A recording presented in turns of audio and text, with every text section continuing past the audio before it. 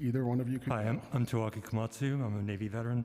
To lead off my testimony, there's a mural on top of the ceiling in this chamber, and I'm going to change the words a bit.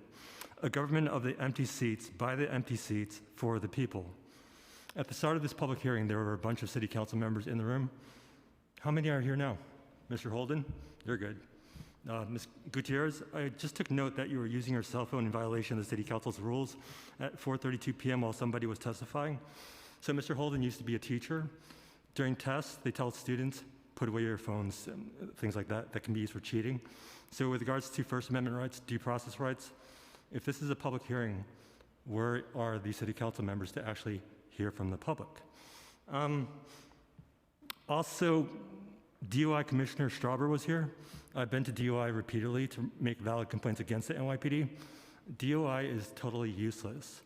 This hearing is also about contracts, NYPD contracts. There was a public hearing yesterday about contracts between HRA and various vendors. The public notice says that you can go to HRA's headquarters at 150 Greenwich on the 37th floor to see those contracts. Problem is, I've got litigation against HRA.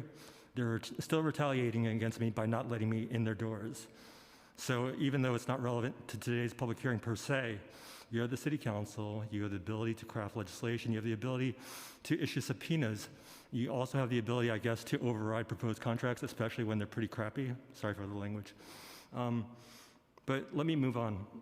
I submitted an exhibit in conjunction with today's testimony. I don't know if maybe Mr. Holden, you've seen it. This is what I submitted. Basically, I've got ongoing litigation, like I said, against the city. Let me read from some emails in that exhibit. For starters, you currently have Shekar Krishnan. He's a city council member. He lives in Jackson Heights. I moved into his former apartment. The NYPD, when conducting illegal surveillance against me, also pulled up his name as a former occupant of that same apartment. I previously informed Mr. Krishnan of that. So the point is, if I have no ties with Mr. Krishnan, why in the heck is the NYPD spying on Mr. Krishnan after he used to be a clerk for a federal judge in Brooklyn?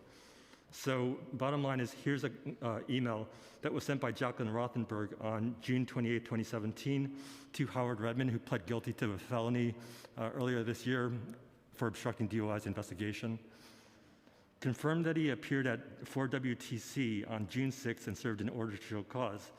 That OSC and another pending matter were submitted to the court for a decision on June 7th. HRA is still waiting for the written decision. Problem is, I had sealed litigation then. Jessica Ramos illegally had access to that sealed litigation. You're the committee counsel who I'm looking at right now. So why in the heck are personnel of the city of New York illegally violating New York Supreme Court Judge Barry Oshiger's January 17, 2017 sealing order? And what is the recourse when personnel of the NYPD come to your hearings and commit perjury under oath while they're sworn? Thank you. Thank you for your testimony.